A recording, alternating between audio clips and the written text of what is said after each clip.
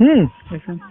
अगर वो आपका मार्गदर्शन कर रहा है, आपको अगर उत्साहित कर रहा है, प्रेरित कर रहा है, डांट लगा रहा है, तो उस डांट लगाने से आपका नुकसान हो, इसके लिए वो डांट तो नहीं ना लगाएगा।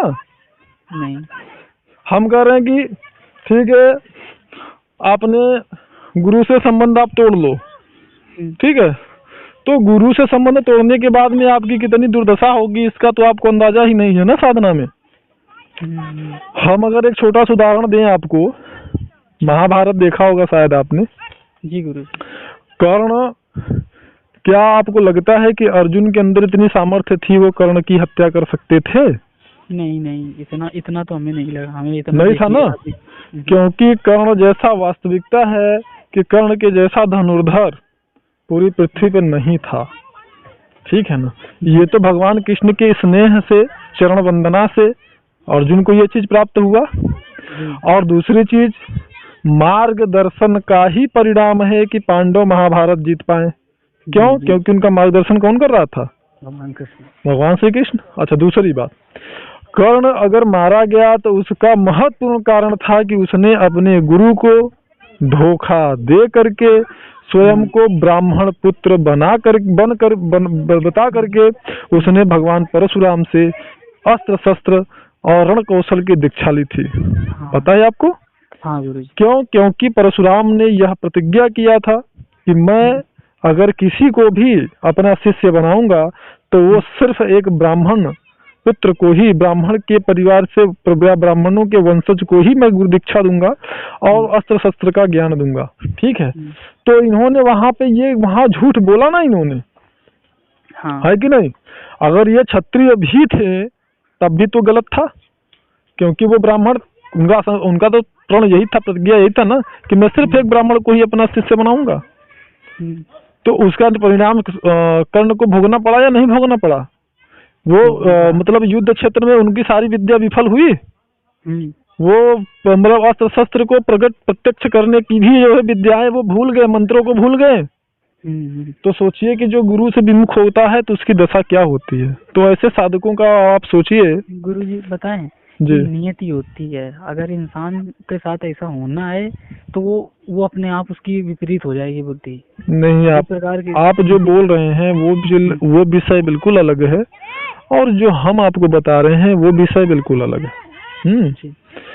आप नियति और यहाँ प्रारब्ध की बात मैं नहीं कर रहा हूँ, ठीक है। नियति प्रारब्ध तो एक कर्मों का गूढ़ विषय है, वो तो विषय अलग है ना।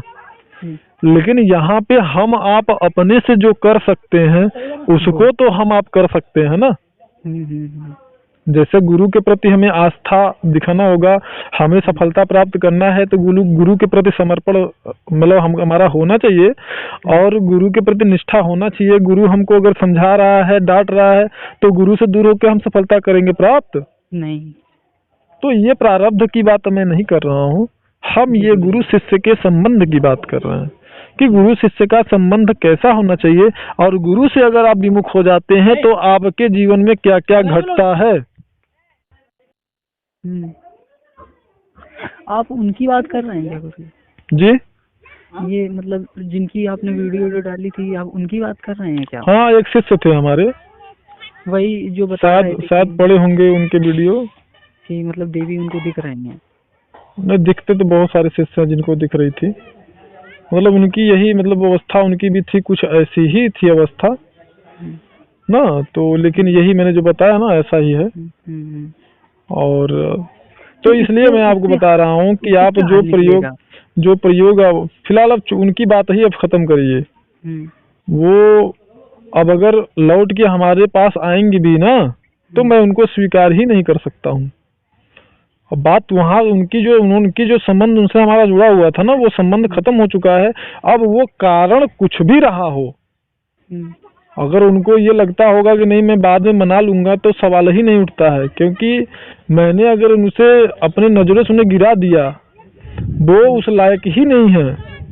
क्योंकि आपकी चालाकी अगर कहीं से भी हमको समझ में आ गई, अगर हमको आपकी नीयत कहीं से खराब या खरी खोटी लगी, तो उस समय से ही आप खत्म हो गए। फिर हमारे लिए हमारा फिर आपसे कोई मतलब ही नहीं रह जाएगा, क्योंकि गुरु और शिष्य के संबंध को मैं जानता हूँ ना।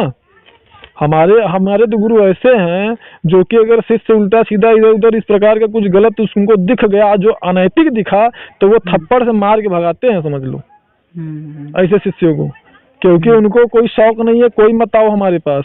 मुझे आप क्या दे रहे हो, मैं आपसे पूछ रहा हूँ, आपसे मुझे लाभ क्या है बताइए? कोई लाभ नहीं। क्या मैंने आपसे 1 रुपये लिया? आप हमसे कब से जुड़े हो? हमें लगता है 2 महीने हो गए हैं। 2 महीने से तो ज्यादा आपको साधना छोड़ के फिर से साधना शुरू करने करते हो गए, ठीक है? तीन कम से कम 6 महीने से आप हमसे जुड़े हुए हो, ठीक है ना?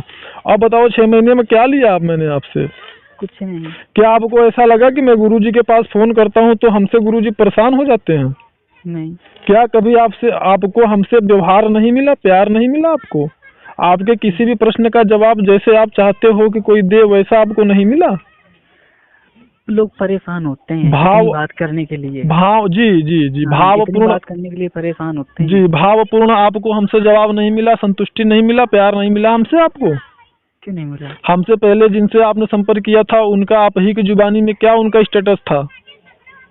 अरे गुरुजी, उन्होंने सीधा कह दिया कि हम इतना टाइम नहीं दे पाएंगे क्योंकि मेरे पास और भी बहुत सारे काम रहते हैं। जब लगा था कि जबकि मैं एक साधक हूँ, स्वयं भी साधना करता हूँ, फिर भी मैं किसी को भी असंतुष्ट नहीं करता हूँ। मैं किसी को भी असंतुष्ट नहीं करता हूँ। अगर सही टाइम समय जो हमने दिया, अगर कॉल किया व्यक्ति ने, ठीक है, मैंने रिसीव नहीं किया, अगर वेटिंग में भी गया तो मैं उसको बैक कॉल जरूर करता हूँ। गुरुजी, ऐसी कोई बात थी क्या, मतलब कि वो अगर उनकी साधना लगभग सफल हो गई थी तो वो कुछ अनैतिक काम करने लगे होंगे? नहीं, अनैतिक की बात नहीं है। बात सिर्फ इतनी है कि अगर मैं आज आपको मैंने कॉल किया 6 बार, क्या आपका फर्ज बनता है दोबारा करने का? बैक कॉल करने का फर्ज बनता है? नहीं बनता? बनता है। 6 कॉल आज भी आपने जवाब नहीं दिया, फिर 2 दिन बाद मैंने 5 बार 6 बार कॉल किया, उसके बाद भी आपने बैक कॉल नहीं किया, फिर एक दिन मैंने 1-2 बार कॉल किया, फिर जवाब नहीं दिया, फिर मैंने व्हाट्सएप पे आपको मैसेज किया, फिर भी आपने रिप्लाई, व्हाट्सएप मैसेज देखने के बाद आपने रिप्लाई नहीं किया। तो फिर गुरुजी अचानक ऐसे क्या हो गया उनको? नहीं, कुछ भी हुआ हो तो इसका मतलब क्या हुआ, आपने मेरा सम्मान किया नहीं? कारण जो भी है वो तो कॉल करके या मैसेज के द्वारा मुझे बताया तो जा सकता था, लेकिन ऐसा तो नहीं है ना कि आप ना तो मुझे बैक कॉल करो ना तो मुझे कोई मैसेज करो। क्यों? गलत है फिर वो तो। फिर ऐसी तो फिर ऐसी स्थिति में क्या लगता है कि उनकी सिद्धि बहुत समय तक बनी रहेगी? संभाल ही नहीं पाएंगे। वही मैं बोल रहा हूँ ना, क्योंकि जीवन में कभी इस तरह की चीज, पहली बार जब किसी को इतनी बड़ी चीज हाथ लगती है तो पहली चीज, एक बात होती है, हमने कहीं पे सुना था कि बड़ी शक्ति के साथ हमेशा बड़ी जिम्मेदारी आती है जी। अब अगर कोई चीज है तो उसको संभाल ही नहीं पाओगे क्योंकि तुम्हारे लिए सब कुछ नया है जी। बस वही मैं आपसे बोल रहा हूँ कि अगर गुरु से ही विमुख हो गए तुम, वो अगर तुमने गुरु का अपमान कर दिया तो तुमने उस शक्ति का अपमान कर दिया, क्योंकि उस शक्ति तक तुम पहुँचे कैसे? उन्होंने पहुँचाया। हाँ, और उसके लिए तुमने उनको लाभ दिया क्या तुमसे उन्होंने पैसा लिया? नहीं, कोई आपसे जो सुविधा शुल्क लिया उन्होंने? और दूसरी बात है ये कि आपको ये समझना होगा कि वो जो शक्ति है उसके अनुभव के लिए, उसके एहसास के लिए, अनुभूति के लिए ना दुनिया में सालों से लोग ऐसे पड़े हैं जो कि 6-6 महीने, 1-1 साल, 2-2 साल, 4-4 साल, 10-10 साल से लगे हुए नाक रगड़ रहे हैं, ना तो कोई उन्हें अनुभव होती है और ना ही तो कोई अनुभूति होती है। और तमाम ऐसे लोगों के पल्ले और ऐसे हत्थे चढ़ जाते हैं लोग कि वो खूब उनसे पैसे कमाते हैं और खूब मिलता कुछ नहीं उनको, ठीक है? फिर ऐसे ही लोग रोते हैं सर पे हाथ देकर, बोलते रख के, और फिर बोलते क्या है कि अरे ये सब बकवास है, कुछ नहीं होता। हम गुरुजी अपनी पर्सनल बात बता रहे हैं जी कि जब हमने जब ये सामान मंगवाया था तो हमें पता नहीं था कि